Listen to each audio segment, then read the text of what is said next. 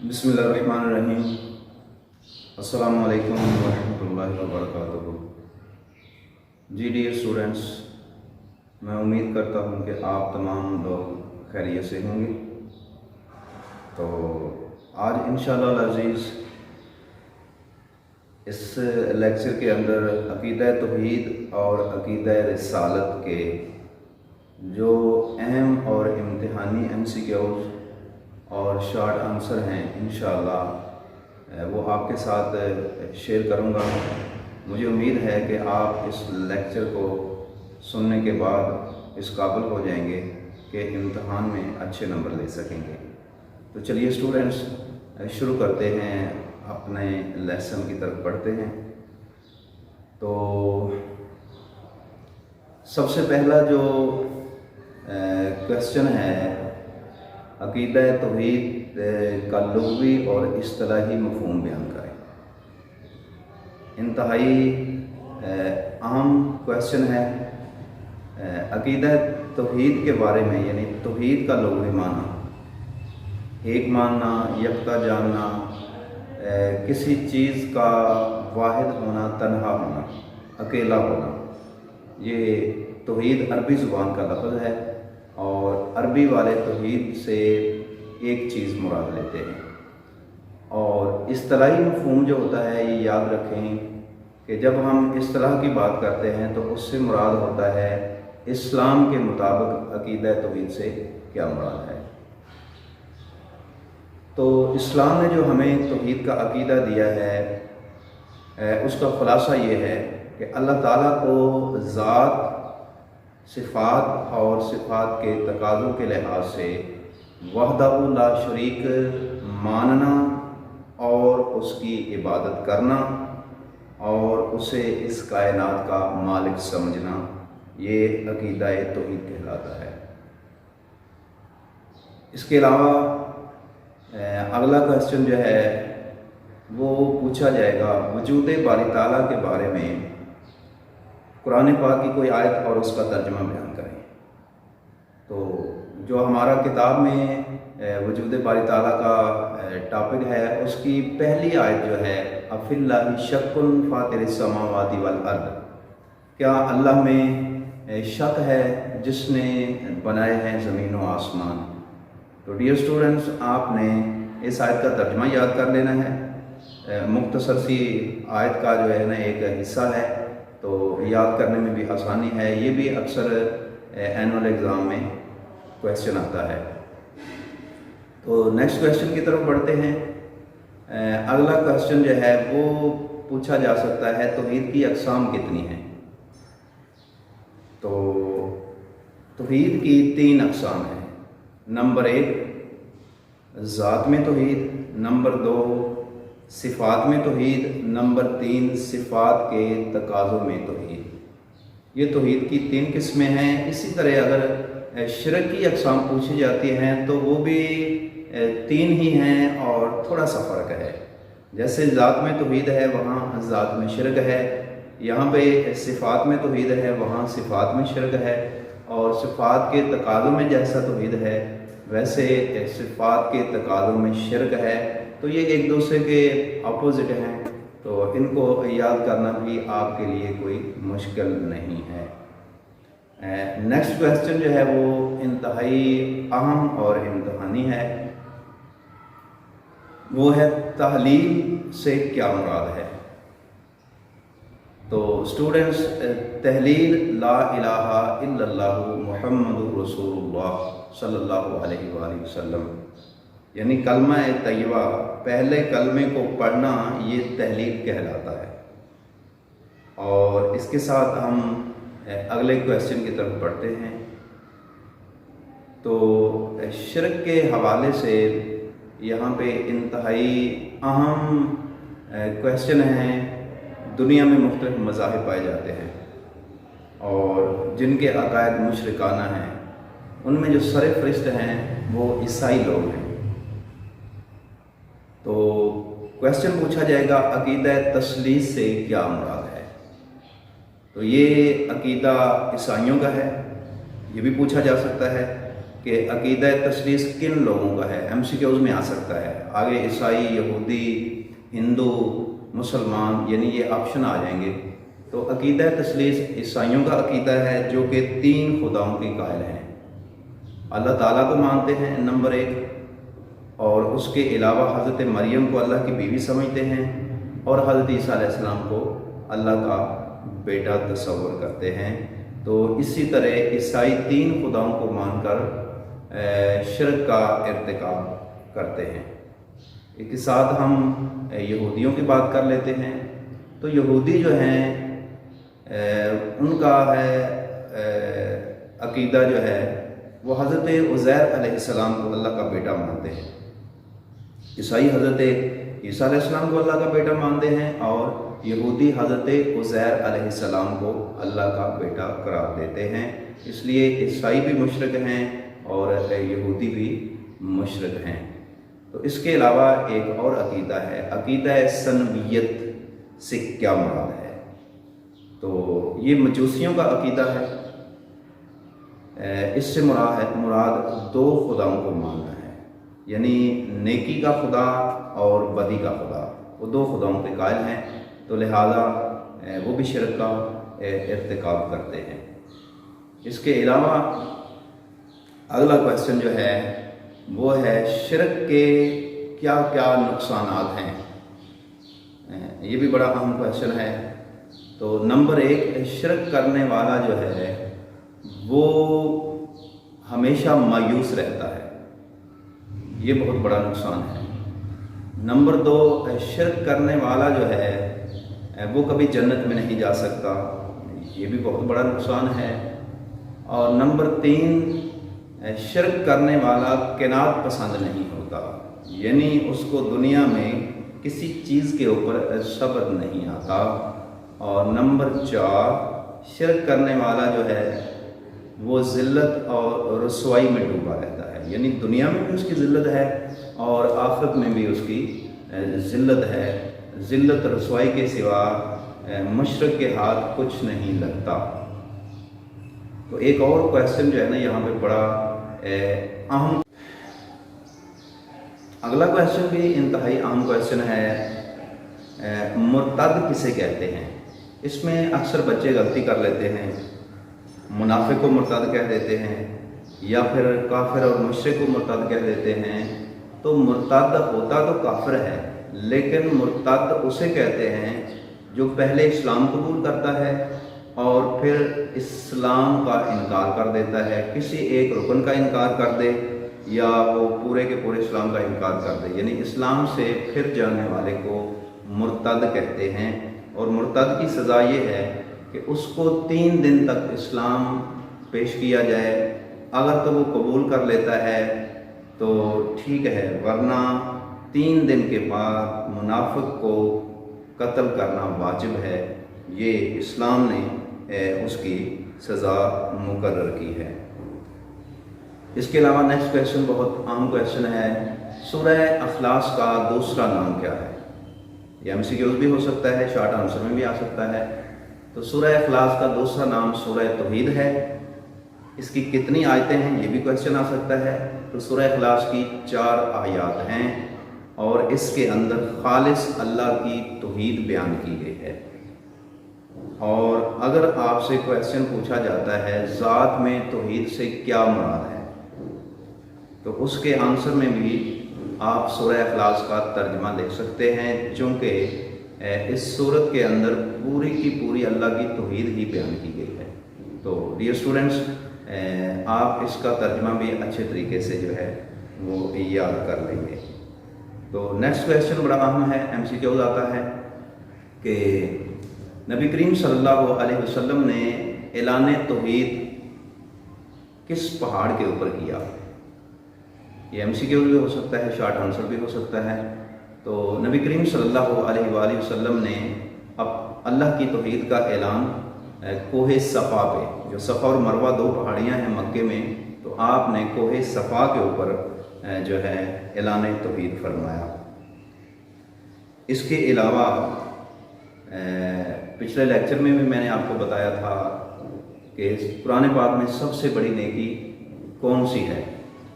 تو یہ شارٹ میں اگر پوچھا جاتا ہے تو وہ ولاکن البر من آمن باللہ وہ والی آیت کا ترجمہ لکھیں گے، اور ایم سی کیوز میں بھی آتا ہے کہ سب سے بڑی نیکی نماز ہے، ایمان ہے، روزہ ہے، زکوٰۃ ہے، یا اجزائے ایمان ہے، یعنی ایمان کے جتنے بھی حصے ہیں تو اجزائے ایمان جو ہیں وہ سب سے بڑی نیکی ہے، یعنی اللہ کو ایک ماننا، رسولوں پر ایمان لانا، ملائکہ کے اوپر ایمان لانا، آسمانی کتابوں پر ایمان لانا، اور روز آخرت پر ایمان لانا، یہ 5 اجزائے ایمان ہیں۔ تو یہ سب سے بڑی نیکی ہے ان کے اوپر ایمان لانا۔ اس کے علاوہ آگے جو ہے نا ہم چلتے ہیں رسالت کی طرف بڑھتے ہیں۔ تو رسالت کا لغوی اور اصطلاحی معنی کیا ہے، یہ شارٹ آنسر آ سکتا ہے۔ تو رسالت عربی زبان کا لفظ ہے جس کا معنی ہے پیغام پہنچانا، یہ اس کا لغوی معنی ہے، اور اصطلاحی معنی ہے کہ اللہ تعالیٰ کا پیغام جو وہ رسولوں کے پاس وحی کے ذریعے بھیجتا ہے اسے رسالت کہتے ہیں، اور رسول اس کو آگے لوگوں کی ہدایت، رہنمائی اور بہتری کے لیے وہ پیغام لوگوں تک پہنچاتے ہیں تاکہ وہ اللہ تعالیٰ کے سچے بندے بنیں اور عبادت کے طریقے سیکھیں اور دنیا کی زندگی کو اسلام کے مطابق سیکھ کر گزاریں تاکہ دنیا اور آخرت میں ان کو کامیابی حاصل ہو سکے۔ تو ایک اور کویسچن رہ گیا ہے شرک کے حوالے سے کہ عیسائی جو ہے وہ 3 خداؤں کو مانتے ہیں، تو پوچھا جائے گا عیسائیوں کے علاوہ بھی کوئی دنیا میں 3 خداؤں کو مانتے ہیں؟ تو جی ہاں، ہندو جو ہیں وہ 3 خداؤں کے قائل ہیں۔ نمبر 1 برہما ان کا خدا ہے، نمبر 2 وشنو یا وشنو دونوں طریقے سے پڑھ سکتے ہیں، اور نمبر 3 شیو یا شیوا، یہ ان کے 3 خدا ہیں۔ اور یوں ہندو گائے کی بھی پوجا کرتے ہیں، اور ان کے کچھ فرقے ہیں ان کے اندر بھی جماعتیں ہیں، اور کچھ لوگ ان 3 خداؤں کی عبادت و پوجا کرتے ہیں، اور لہذا وہ بھی شرک کا ارتکاب کر بیٹھتے ہیں۔ تو ڈیئر اسٹوڈنٹس، آپ اچھے طریقے سے جو ہے نا وہ سمجھ رہے ہوں گے، اور آگے جو شارٹ کویسچن ہے وہ ہے عقیدہ توحید کے انسانی زندگی پر کیا اثرات مرتب ہوتے ہیں۔ جب شارٹ میں یہ کویسچن پوچھا جاتا ہے تو آپ نے صرف یہاں پہ جو کتاب کے اندر ہیڈنگز دی گئی ہیں نا، جیسے نمبر 1 وہ عزت نفس ہے، وسعت نظر ہے، پرہیزگاری ہے، تقویٰ ہے، اطمینان قلب ہے، اور اس کے علاوہ جو ہے نا استقامت اور بہادری، یہ 4 سے 5 ہیڈنگز جو ہے نا آپ شارٹ میں اس کے آنسر میں لکھیں گے تو انشاءاللہ آپ کو پورے 2 نمبر مل سکتے ہیں۔ تو چلیں اب رسالت کی طرف پھر سے آتے ہیں۔ ایک بہت ہی اہم کویسچن ہے جس میں اکثر اسٹوڈنٹس جو ہیں ان کو غلطی لگ جاتی ہے، وہ بہت اہم کویسچن ہے، یعنی رسول اور نبی میں کیا فرق ہے۔ تو یوں تو دنیا کے اندر کم و بیش 1,24,000 پیغمبر اور رسول تشریف لائے ہیں، ان میں سے 315 رسول ہیں، اور اب ہم دیکھتے ہیں کہ رسول کون ہوتا ہے۔ تو رسول صاحب شریعت ہوتے ہیں، وہ نیا دین لے کر آتے ہیں، ان کے اوپر کوئی کتاب نازل ہوتی ہے یا کوئی صحیفہ نازل ہوتا ہے، یعنی وہ ایک نئی شریعت کے ساتھ اس دنیا میں لوگوں کی ہدایت کے لیے آتے ہیں۔ جبکہ جو نبی ہوتا ہے وہ صاحب کتاب نہیں ہوتا، اس کے اوپر کوئی آسمان سے شریعت نازل نہیں ہوتی، بلکہ نبی رسول کی لائی ہوئی شریعت کو ہی آگے پہنچاتا ہے، خود بھی اس کے اکارڈنگ عمل کرتا ہے اور لوگوں کو بھی اسی کے مطابق تعلیم دیتا ہے۔ تو قرآن پاک میں کتنے انبیاء کا ذکر ہے، یہ ہم سے کیا ہو جائے گا، تو یہ تقریباً 26 کے قریب قرآن پاک میں انبیاء کا ذکر آیا ہے۔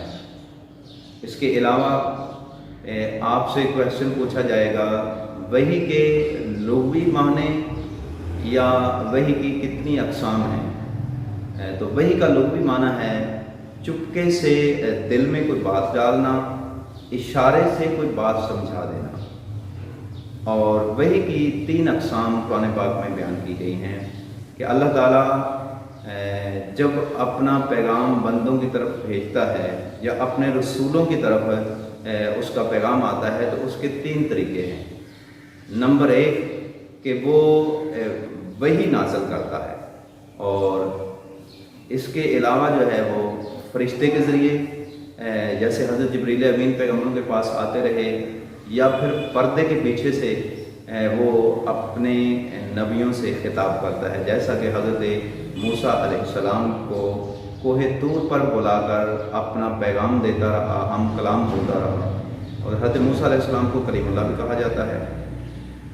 تو لہٰذا یہ وحی کی 3 اقسام جو ہے نا وہ یہاں پہ ذکر کی گئی ہیں۔ تو آگے ختم نبوت کے حوالے سے کویشچن آئے گا کہ ختم نبوت کے بارے میں کوئی قرآن پاک کی آیت کا ترجمہ یا کوئی حدیث جو ہے وہ پیش کریں۔ تو کتاب کے اندر جو ما کان محمد ابا احد من رجالکم ولکن رسول اللہ و خاتم النبیین، اس آیت کا ترجمہ جو ہے آپ لوگ جو ہے نا وہ ٹیکسٹ بک سے یاد کر لیں گے، اور حدیث جو ہے نا یہاں پہ حدیث بھی دی گئی ہے، لیکن آپ کو شارٹ میں حدیث بتا دیتا ہوں۔ آقا دو جہاں صلی اللہ علیہ وسلم نے فرمایا انا ولا نبی بعدی، میرے بعد کوئی نبی نہیں ہوگا، انا خاتم النبیین، میں خاتم النبیین ہوں، میرے بعد کوئی نبی آنے والا نہیں ہے۔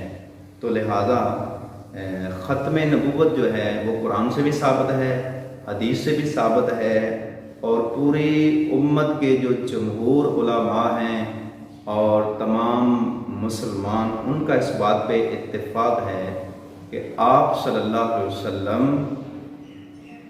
اس دنیا میں اللہ تعالیٰ کے آخری نبی ہیں، آپ کے بعد کوئی نبی نہیں آنے والا، اگر کوئی آئے گا تو وہ جھوٹا ہوگا۔ اور یہ حدیث میں آتا ہے، آقا دو جہاں صلی اللہ علیہ وسلم نے فرمایا کہ میرے بعد 30 جھوٹے نبی ہوں گے، اس کے بعد قیامت آئے گی۔ تو یہ فی زمانہ جو آج کا زمانہ جا رہا ہے، ہر دوسرا بندہ نبوت کا دعویٰ کر رہا ہے، فتنوں کا دور ہے۔ اللہ تعالیٰ ہمارے ایمان کی حفاظت فرمائے اور ہمیں ان فتنوں سے بھی محفوظ رکھے۔ اس کے علاوہ MCQ میں پوچھا جائے گا کہ حضرت آدم کے معنی پوچھے جائیں گے، یعنی آدم سے کیا مراد ہے؟ تو آدم کا معنی ہے گندمی رنگت والا، جیسے گندم ہے تو اس کا کلر جو بھی ہے، تو حضرت آدم علیہ السلام کا بھی یہی کلر تھا، اس لیے حضرت آدم کا نام یہی رکھا گیا، اور آپ ابو البشر ہیں، تمام انسانوں کے باپ ہیں۔ اس کے علاوہ پوچھا جائے گا ثانی آدم کسے کہتے ہیں، یعنی دوسرا آدم کون ہے؟ تو حضرت نوح علیہ السلام جو ہیں وہ ثانی آدم کہلاتے ہیں۔